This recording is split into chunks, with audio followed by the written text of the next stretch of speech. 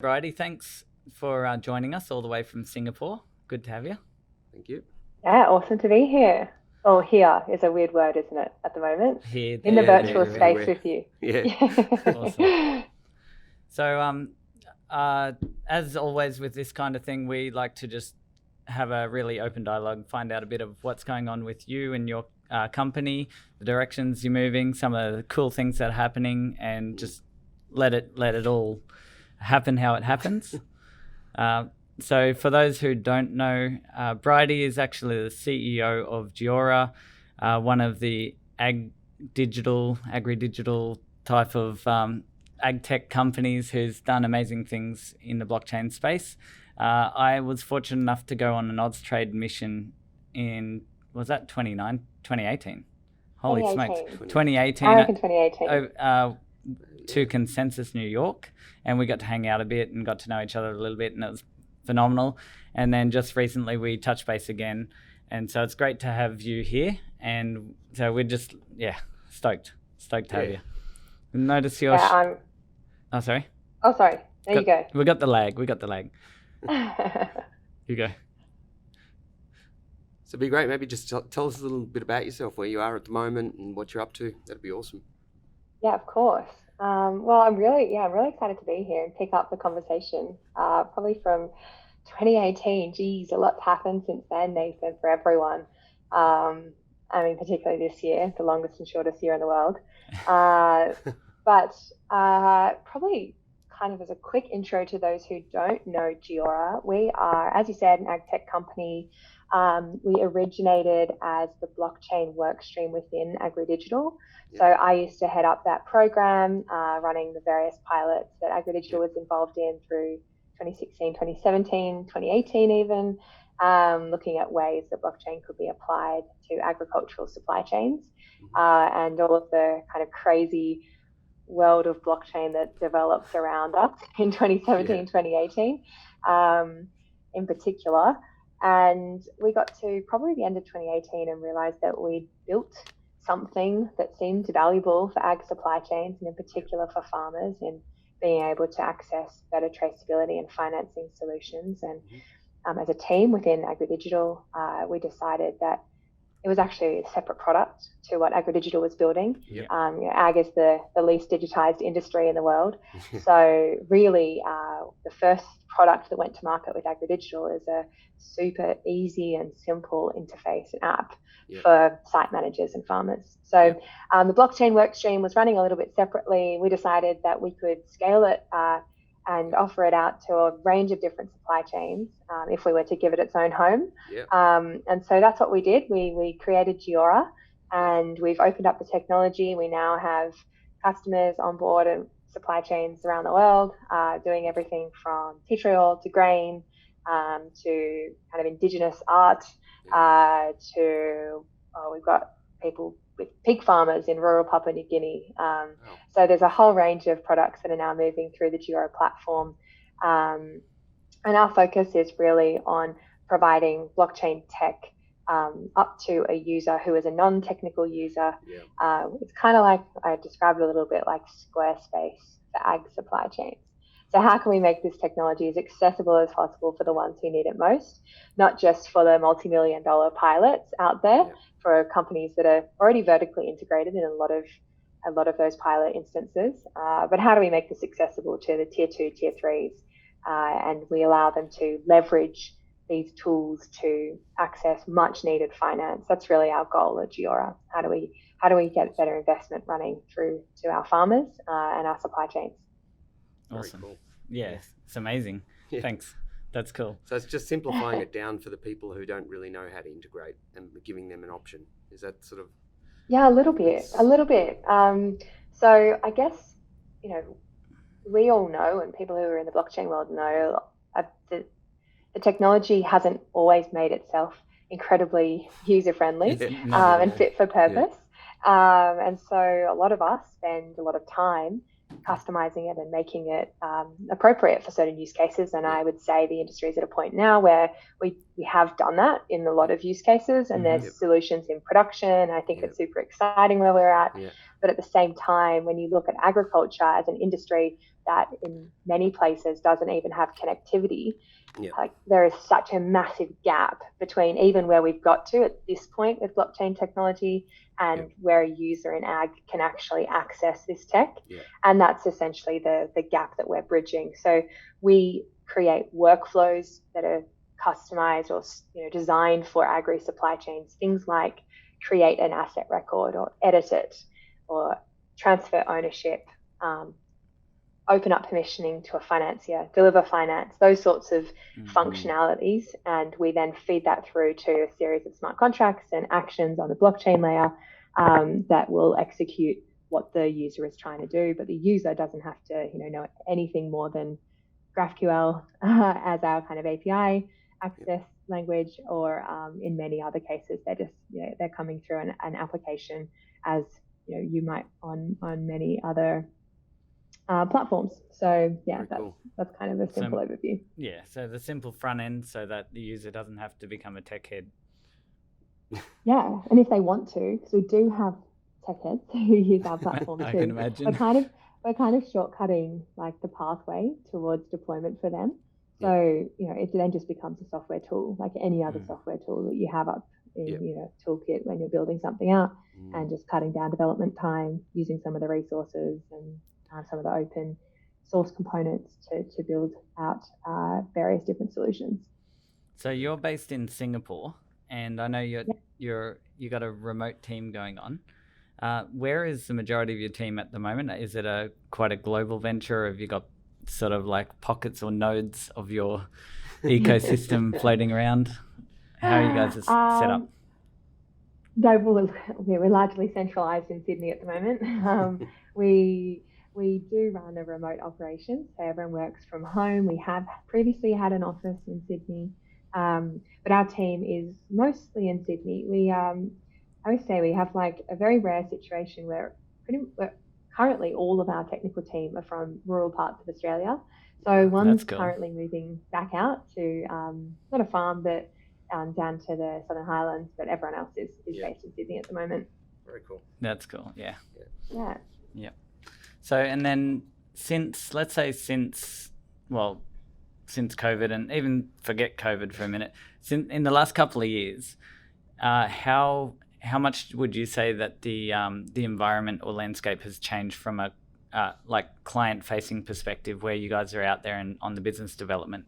Would you say that it's been quite a linear process, or is it can you see the hockey stick curve, or what's happening in your world from that? Because from our perspective, and just to add flavour, we get a very broad look at the landscape of what's happening, and we're looking for companies like yourself to potentially take interns and all the cool stuff, and that's something we can talk about in a minute. But these situations, we see the landscape, and we see certain areas on the up and up like crazy, and others are very, very consistent and just like step-by-step growth. What's happening in the ag side for you guys? Yeah, I would say that the way that GEORA has developed as a business, I can more easily align it to like a traditional startup journey rather than what's happened necessarily in like the blockchain space.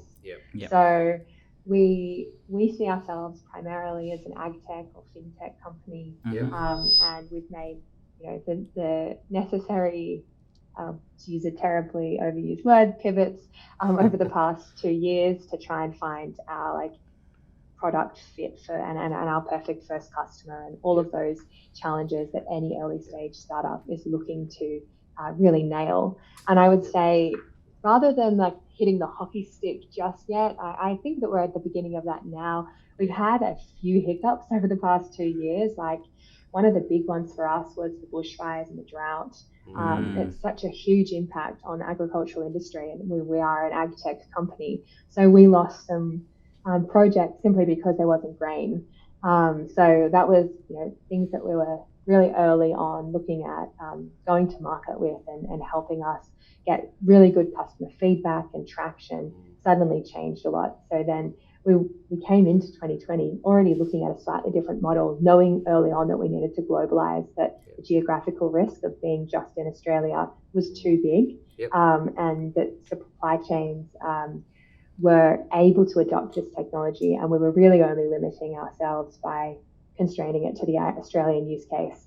So what we did at the end of 2019, looking off the back of 2 years drought, we said, okay, well, we really need to make more of a presence throughout Asia. We were getting inbound inquiries. So we spent a lot of time then with like the Asian Development Bank, World Trade Organization, looking at how we can engage with various different international bodies, looking at supply chain rollout throughout Asia. It's often how it works. We had a few projects that we worked with the United Nations Food and Ag Organization in Papua New Guinea. We've done some early scoping for other projects in India, Pakistan, and other regions where this technology is super valuable to transform the lives of smallhold farmers through a bit of an injection of capital, but also to build out some legitimacy for a lot of those agri markets and the commodity sectors that they're trying to develop in regions throughout Asia and trying to value as well. So that was a shift already. We're saying, okay, well, we're not just working in Australia, we're looking at an international market, largely driven by challenges in the Australian geography and climate. And then 2020 hit, and we were like, right. So this international strategy of going and being on the ground and spending a lot of time with customers throughout Asia needs to look really different because we can't get on a plane. So how are we going to do that? And again, we've actually been really fortunate this year because we very quickly turned to a completely digital sales model, and that meant putting our technology online just as a platform. We've built out a freemium model, and we launched that in August, and since then had 70 developers, sometimes we don't even know where, accessing the platform, building out their own tools and creating assets and creating applications on top of what we've built. So we were kind of surprised even at the ability of the technology to be delivered in that way. We were still thinking we'd need to kind of be an integration partner a lot of the time. So it was a really good learning. And now that we kind of got that feedback from what our customer actually looks like and who is able to pick up this technology really easily without a 12-month sales process, which is often the case with big agribusinesses. That's again shifted our focus and what we're trying to do in terms of taking this tech to market. And we now have a really good view of what our customer is. So we're working with kind of representatives of agribusinesses, cooperatives who have a mandate to improve the lives of farmers in their network.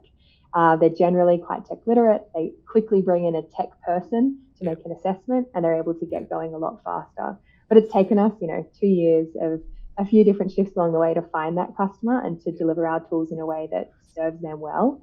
So yeah, that's kind of the ups and downs, I guess, in terms of the product development. And look, I'm looking straight up the hockey stick from here, I hope.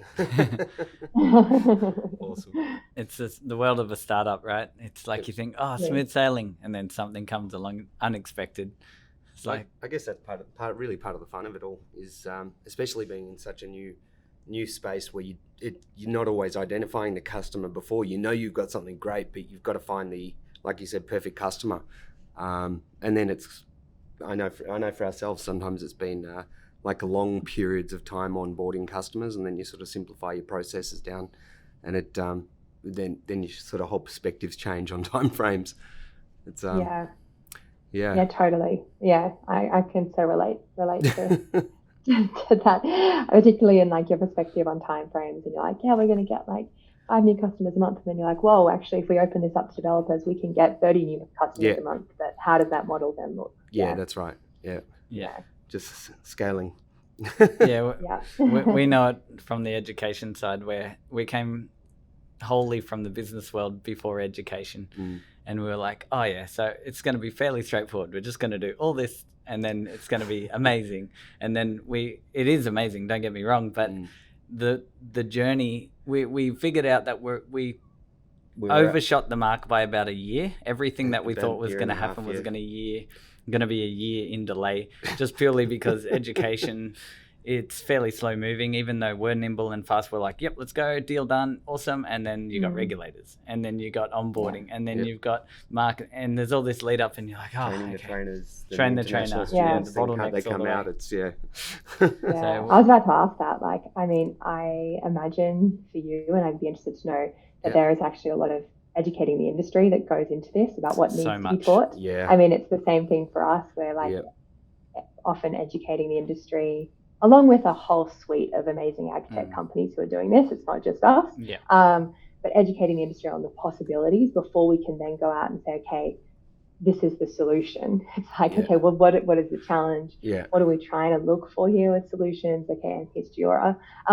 Is that like the same process that you're similar for sure? People on what, one of the big things with that, and you pretty much nailed it, is like, once you identify that the education process, it's not just about educating the people who want to learn, it's about educating the people who need to know that someone needs to know about this, right? And so I always use the analogy of like fishing, right? Like if you're on the boat and you're, let's say, a marlin fisher, and by the way, I'm not a fisherman, so if any of my terms are wrong, you just have to deal with that. But let's say you're on the boat, you're marlin fishing, you're having a great time, you're in like paradise, you see everything that's going on the boat. But the people on the beach, they're looking out to the marlin boat and they're like, oh, those guys, they're doing something out there. That's interesting. And some people on the beach are like, oh, I didn't think about it before, but I should go marlin fishing, because they've got a little bit of awareness of what's happening. But just a block away, there's a cafe. It's full of people. They don't even know there's a beach just 50 meters away, like around the corner, let alone that there's a boat that they could go marlin fishing on. So it's about getting the people to the beach to understand what's on the horizon, which is the marlin fishing. And the analogy there obviously is pretty straightforward. It's the people who are on the boat are the ones who are already in the space, who are saying, this is fantastic, this is potentially going to change the world. We need all hands on deck, and we need to make sure people know what they're doing. Then the people on the beach are the ones who have heard about Bitcoin, possibly heard about blockchain, but they have no idea what's going on. But there's just that peak of an interest. And then the ones in the cafe are everybody else who's running their business day to day. There's SMEs, they're the big corporates, whatever, who haven't got their hands dirty. They haven't even looked at it yet. And they don't even know that it could pose a risk to their entire future if they don't take some action on it. Like, there's going to be industries that get completely revolutionized using technology, whether it be blockchain or other. And it's almost like the head in the sand thing, where sometimes it's like, no, we're good. We got a nice solid business. Hello, Kodak. Buy Kodak, right? And I don't mean BUY Kodak. I mean like, see you later, Kodak. So they had that running lead advantage. I believe they were the ones who invented the digital camera. And they didn't launch their own invention to the market at scale, because they said, no one's going to do this. We've got film. It's a better way to go. They cut themselves off from the people developing. Yeah, and everyone else comes along past, and all of a sudden, Kodak, like, who prints their photos? Like, it's a rare thing, totally. Right? So I mean, I agree. I think your analogy is a great one. I'm going to add one thing to it. And there's the people running the cafe, right, who are working 7 days a week, who are currently buying marlin at 5 times the price. They don't know that anyone's fishing it right out the front who'd be willing to sell it to them, that it's accessible for them. And I mean, I'm going to put ag in that bucket, right? They need people who are on farm. They're working really hard in physical industries. They often don't have like the time to surface and say, okay, what's this I need to know about? And as like the suppliers of this technology, we're often not speaking to them, right? So like, we want to be the fishermen who come in with a marlin and say, hey, we've got this product for you. It's like 3 times cheaper than what you're buying over here. It's perfect. Like, it's great quality. It's what you need. It's solving this problem for you. Here is the value. And in a way, like, I think that people in ag shouldn't have to go and explore every part of an emerging technology space, right? Of course. That's not necessarily what someone who's working on farm wants to spend their time doing. It's not necessarily what they're fantastic at. You know, they're fantastic at knowing their land, knowing their business, knowing what they're producing. I could never do that. So what we're trying to do is, okay, well, in partnership, we know the technology. We're going to bring it to you in a way and present it in a way where it's actually valuable. And I think that we actually benefit a lot from being in the ag space, because you have to display real value to your consumer. There's not appetite in that market for fluff and for all like the crap that comes out there. People don't have they don't have the margins to invest Yeah. to invest in it. They don't have the time to bring in a new solution that's not going to work. So we have to prove it. We have to show the real value. Yeah. And I think that is a strength of the market. Absolutely. And for solutions in that space.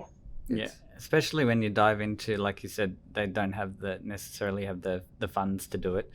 It's amazing how some solutions, like people who are in the know and can do it really well, they'll do it very efficiently versus someone who's coming from the outside and they go, okay, I'm going to start on a supply chain solution.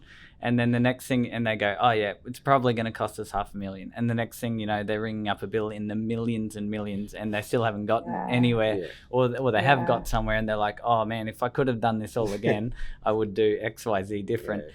And like we see it all the time. Actually, one of our team was talking to someone else in an Australian company in the food side of things, and they've spent millions on tracking from end to end. Getting their supply chain sorted, and they're up and running, they're commercially viable and everything now, but they started off with a budget of 250k and they've spent I think nearly 3 million, right? It's insane. So like there's big investment if you were to look at it from a ground up approach, but why would you when there's solutions available where let's plug into what infrastructure we've already built for you. We've got the technology, it's easy, it's user friendly. So so and then you can sell GEORA for me, Nathan. That's all right. Look, you guys are doing a good job of it, and what we can do instead. Stuff across. We'll always refer business across for sure. It's all about working together and building the ecosystem. And another thing which we can definitely add value is last conversation we had on the phone. You mentioned you guys had started an internship program. Yeah, right. So I love interns. Yeah, well, we've got a couple ourselves. Actually, we've got this week the Gold Coast Business Excellence Awards, where we're a finalist, and one of the reason we're a finalist for student employability, and that's because we ourselves take interns, but we also help interns who are graduates of our course or currently studying our course to work with industry companies like yourselves, where they can get some hands-on experience, work with a team who's involved in the space and get some exposure, not just have the skills of the course, but also get some like the slap in the face from the real world. And so our conversation led that way before, and I kind of said, maybe we can talk more about that, and I'd love to carry the conversation on after the fact. But can you explain a little bit about what you guys do with the interns currently? What's your sort of roadmap, and what do you guys get out of it? What does an intern get out of it? Yeah, of course. I think I yelled this earlier. I love interns, but I really love interns.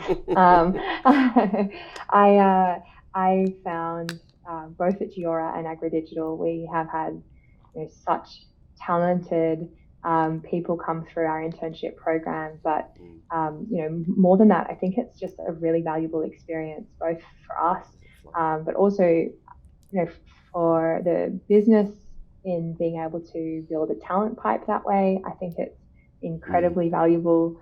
From the GEORA team, I think like over 50% of our team have come into the team through the internship program. Wow! So awesome. we really put a lot of emphasis on our interns, on skilling them, on allowing them to get access to all sides of our business, and really like becoming part of the team.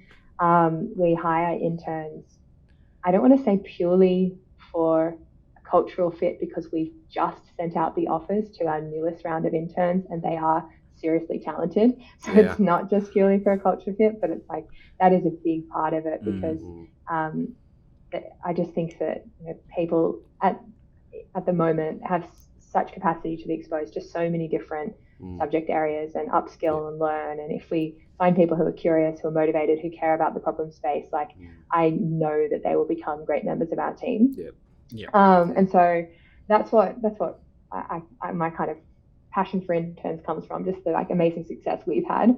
But also like myself, I did internships my entire way through my law degree, and it was very helpful in showing me what I did and didn't like about law, and actually giving me exposure to supply chains and the the pharma side of supply chains in particular, because I was at a university with a very heavy like international organization focus. Yeah. And so it gave me this great exposure. I thought that it was incredibly valuable for my own learning. And so, yeah, I really have tried to carry that on. Our internship program is a 3-month program, working part-time. Yeah. We advertise it as being like product marketing and dev, but in reality, we like to give people exposure across the board.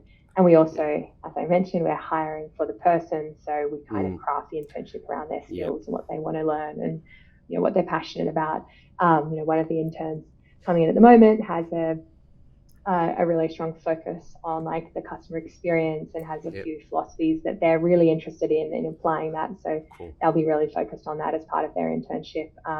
You know, when we started speaking about this, Nathan, I was thinking, oh, this is awesome, because there's a lot of smart contract work coming up with our integration of like payments and finance. So bringing in a, you know, specific blockchain dev would be great for that. At the moment, the developer who's joining our internship program has more of an app focus. So I think that we kind of craft the content of the internship around the intern, and I'm really excited to for us to get started together next year even. For sure. On looking at how we can bring your interns in. And are they all like blockchain focused, do you reckon, or is it a like broad spectrum as well within the people that you're funneling into internships, or even within, you know, your own interns? Well, I guess it's kind of a combination. Like the ones that are coming through the diploma, you know, advanced diploma of applied blockchain or diploma of applied blockchain, you know, obviously they're blockchain focused, but some of them, they're all coming in with a different perspective on what they're looking for.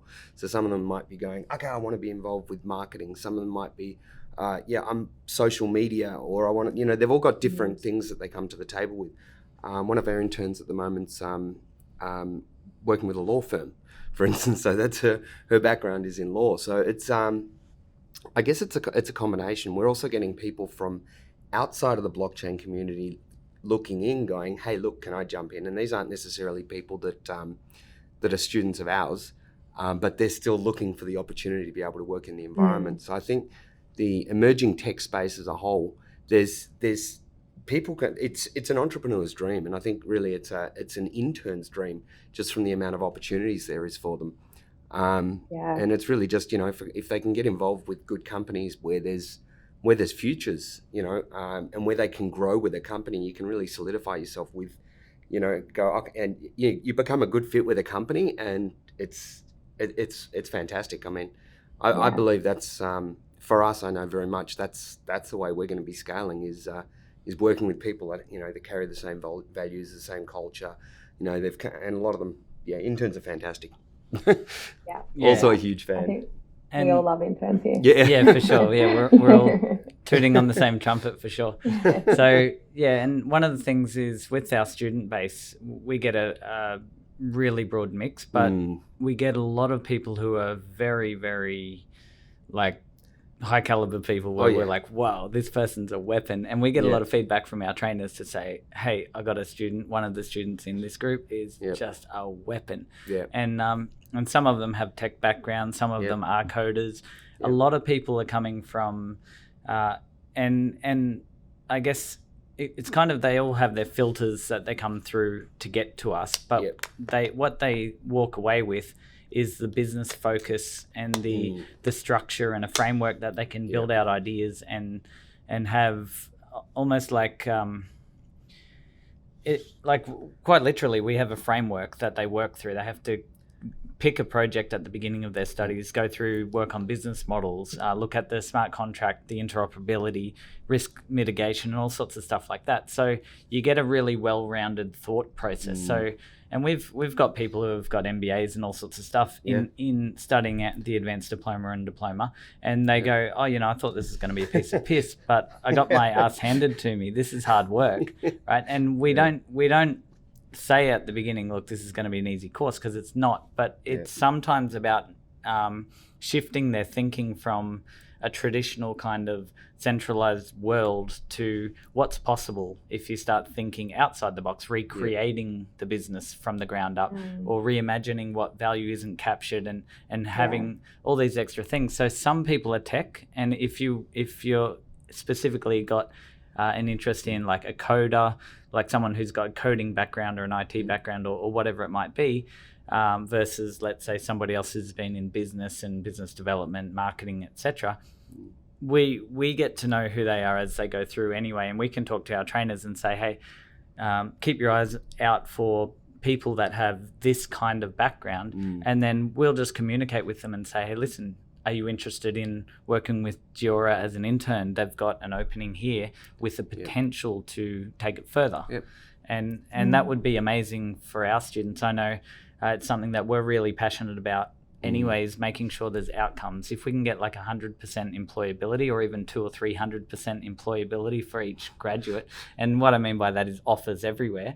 And what that does is it props up the market for the holes and the flaws that we've all seen since, since 2000 getting involved, 16, 17, 18, where everyone was a guru and very few people knew what they were doing.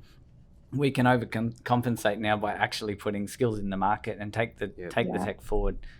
And I think that's awesome. And I also think that curiosity you're talking about is super important, because I think we're at the point where everyone needs to come to this space with skills and with willingness to do the work, right? And not just kind of talk and pitch, but actually like get things done. Yeah, the show me, don't tell me. So we do need all those skills, but we want them like applied to the solution space. So you do need that kind of curiosity to reshape how you were maybe thinking in previous implementations and apply that now to a more decentralized, distributed world and solutions. So I think that's super important. Yeah, and we often get really good ideas, and I'm sure you get the same thing, where someone who's fresh out of the box comes in with a perspective you just didn't think about, and you're like, oh, that's brilliant, let's have a look at that, and give them a bit of runway and let them, okay, go for it, just chase that tail and see what happens. Good, bad, or indifferent. It's almost like the R&D division of the space is like, go for it, go wild, let's see what we can create. Totally. Yeah, very exciting. So what's on the horizon for you guys? Where are you seeing yourself over the next 6 and 12 months and beyond? And what's your primary market of focus? What are you looking for? What's happening? So we have some really exciting projects, new customers launching in the next 3 months, which our team is like super keen to focus in on. We have spent, as I was mentioning, like 6 months up until now, really focusing on making the platform available for online use, and now having the opportunity to like work hand in hand with some larger customers and launch those is like super exciting, and getting the customer feedback and building out really like novel products. I think that I can't talk too much about it all now. It's like, I got an NDA. As you can probably tell, but like that's what we're like super keen to get into the market in the next few months, and that's in Australia, in Canada, and in Singapore. So we have like and we actually have one project that's linking back to Amsterdam or in the Netherlands as well. So we're like really working all time zones at the moment with new customers, getting them on board, and I'll hopefully be able to share more of that with you really soon. So that's like 3 months. Then 6 months, what we're looking at doing, and it's our, it's really our next big feature within the GEORA platform, is bringing payments into the network. And that's a big project for us. It's something that we'll be fundraising for in order to actually build that out as comprehensively as we need to. And we're doing that at the beginning of next year. The fundraising part, and then we'll be implementing our payments module into the platform for the bulk of the year up until October, when we plan to have that launched. That will be in partnership with payments provider. We're not building that ourselves, but the objective with that is to really allow our users to have a complete service within the platform. At the moment, because most farmers, and most is definitely the operative word there, because there are some farmers who are interested in payments in crypto and that world, particularly if you're looking at kind of Eastern Europe. there are some farmers, but for most farmers, they're not interested in having to manage an entire different set of currencies system, and set of currencies, and really thinking about that. So what we need to do is bring the technology into their existing systems, or allow them to adopt kind of more digital banking solutions in some cases, because it presents a good opportunity to become, banking the unbanked is definitely part of what happens there. Absolutely. So payments is really exciting for us. That's kind of the big next feature. It'll mean that our customers can come in, they can create asset records, they can finance them, they can make repayments without having to leave the platform. And we think that's just going to make things a lot easier for them. It's a big milestone for us from like our business strategy and our go-to-market strategy. So that'll be really exciting to get done around this time next year. That's awesome. And then from there, I guess we can kind of wait and see. We're releasing more about our roadmap. But once we've done the payments launch, we really focus back in on then how we tap into other sources of finance. I don't know if I mentioned this number before, but the number that the UN says we need to attract in additional finance to current supply chain finance per year is 2.1 trillion US. And it's just like huge, right? That number is that all? Yeah, that's all. It's just a spare change, right? And that's money that needs to make its way into the supply chain if we're going to meet sustainability goals. And it's really important that we build the rails to make that sort of finance happen, but we also have to build the financial products to deliver that finance to farmers. Because at the moment, like banks who lend to the tier ones and microfinance institutes doing amazing work but charging 25% interest are not filling that space. And they're not doing it in a way that is actually meeting what the farmers need, which is like seasonal, timely finance. And so what we're hoping to do then with the GEORA infrastructure in place is work with really innovative financiers so that they can deploy products for those farmers. And we can use smart contracts in really cool ways to do that. But we can also work with a whole range of different lenders. So anyone really can become a lender into the system. And that's what's like then super exciting and transformative, because once you get capital into the hands of people who've never had access to capital in many parts of the world, just imagine how that goes so far in terms of impacting on like health and education outcomes, as well as impacting on like the overall yield that people are able to produce annually, changing their financial position for generations to come. And all of this at the moment is very much seen as a donation space. And we don't think that that's the case. This is an investment space. Totally. And we really need to be able to provide the tools to change that thinking, to launch those products that see this as an investment, because the assets can be valued, risk can be assessed, and we have the digital infrastructure in place to deliver the product. So that's where we're heading in like the next 2 to 3 years. Cool. That's awesome. Well, there's some of that area which you just mentioned we'll have to talk a bit more on. Absolutely. More on. That's probably not the best conjunction, is it? More about. There's lots of opportunities, and actually, you were talking. We're working with, and there's so much crossover. It's an exciting place. Yeah, I was on. Take that conversation. You mentioned before about working across so many time zones, and like for example, last night I was on the phone again with Sweden. And that's like, it was 10:30 at night or whatever. And there's all sorts of crazy stuff going on there for the education, just the opportunities. And we're getting closer and closer to all that being finalized. But that's super exciting. But yeah, there's some things that are surfacing through conversations we've had even the last couple of weeks with parties who are working in different banking situations and whatnot. So we can possibly make a connection for you and help you out there with maybe fast track it a little bit. It might bring the timeline forward a year or two. I would love that. I would love that. That would be cool. Very and also, vision. I should have mentioned this earlier that I'm super keen on your Swedish interns. They're probably the only ones who can spell or pronounce my surname.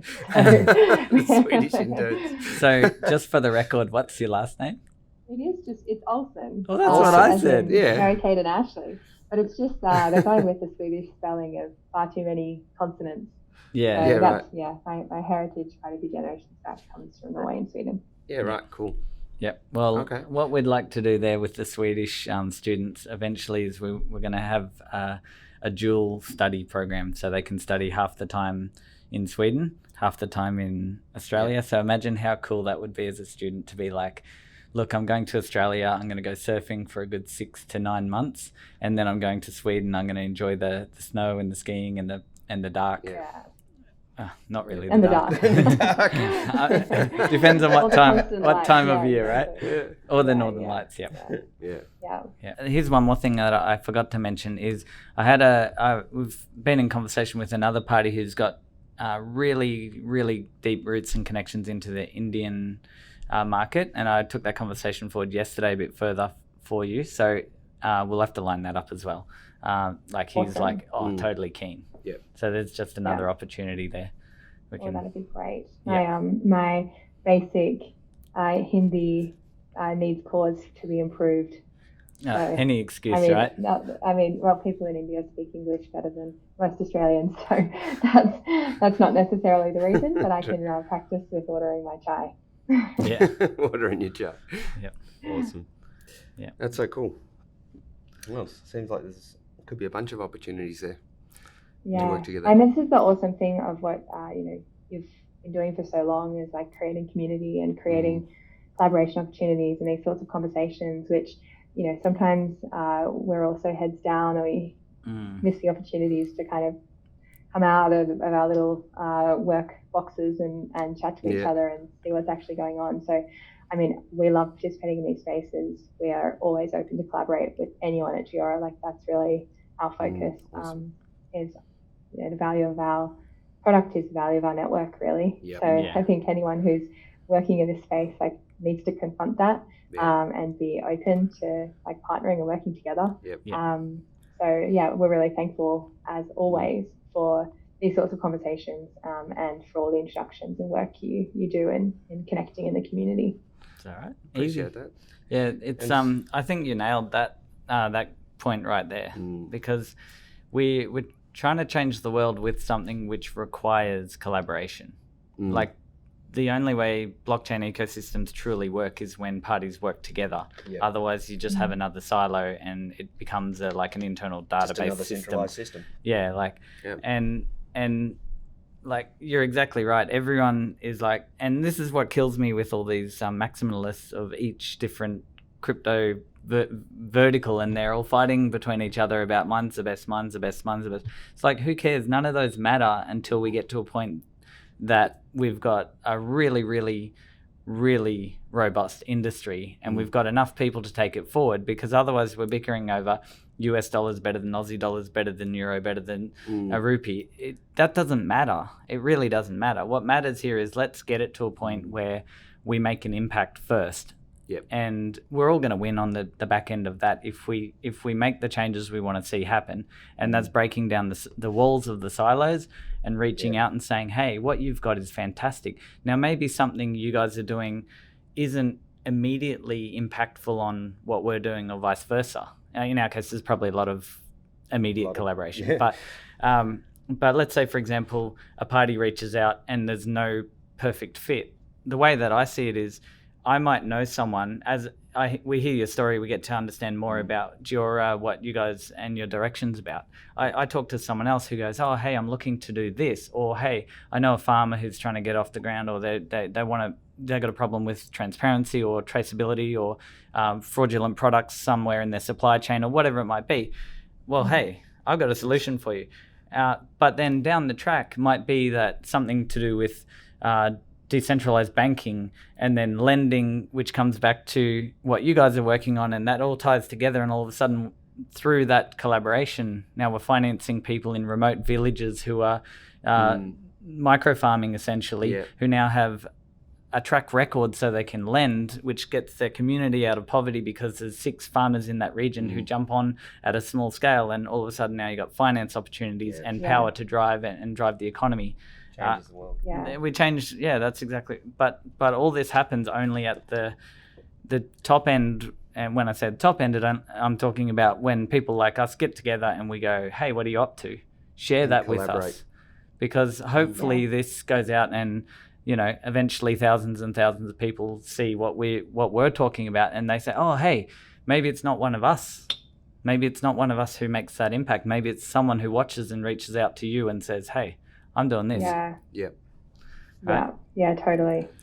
I think that's it's so true. And I think it's on all of us to constantly remind ourselves, you can get stuck in like the I'm building a business, I need to make this business succeed mindset. But the way that we're going to do that, we have to keep front of mind. The way that we're going to do that is by actually engaging with the network, building something valuable, speaking to customers, speaking to people who are not customers, but who are doing other things in the same space, and just constantly learning. I mean, that's my, as a life kind of value and then driving force.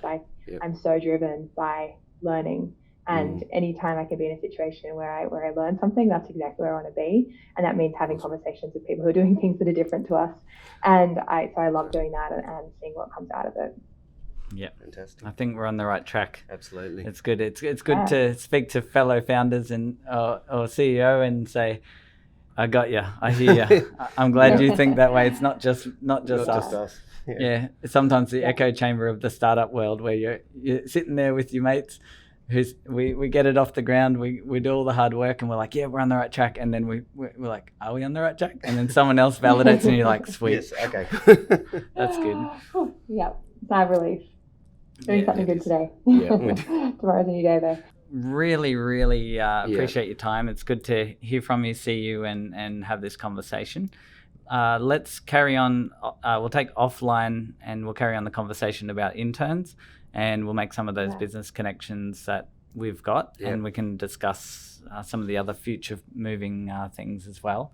But I just want to say thanks so much for joining us. Yeah, really appreciate you having you on. Yeah, it's been really nice to chat to you both, and I'm excited. I've got a lot of things to follow up with, and absolutely, I'm keen to watch more of these as well. So thanks so much for having me involved today. It's been really nice. Awesome. Thanks so much, Bridie. Awesome. Appreciate it. Cheers. Peace out. See ya.